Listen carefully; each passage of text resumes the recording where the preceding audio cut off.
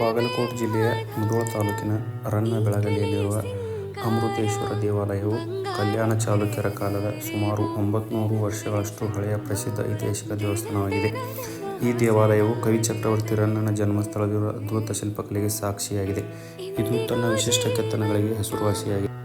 ಕಲ್ಯಾಣ ಚಾಲುಕ್ಯರ ಶೈಲಿಯ ಕೆತ್ತನೆಗಳು ಭಿನ್ನವಾಗಿವೆ, ಕಲಾತ್ಮಕವಾಗಿ ಗಮನ ಸೆಳೆಯುವ ಶಿಲ್ಪಕೃತಿಗಳು.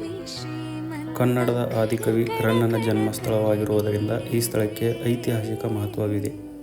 ರನ್ನಬೆಳಗಲಿಯು ಮಾಲಿಂಗಪುರ ಪಟ್ಟಣದಿಂದ ಕೇವಲ 3 ಕಿಲೋಮೀಟರ್ ಅಂತರದಲ್ಲಿದೆ. ಮುಧೋಳ ತಾಲೂಕಿನಿಂದ 15 ಕಿಲೋಮೀಟರ್ ಅಂತರದಲ್ಲಿದೆ.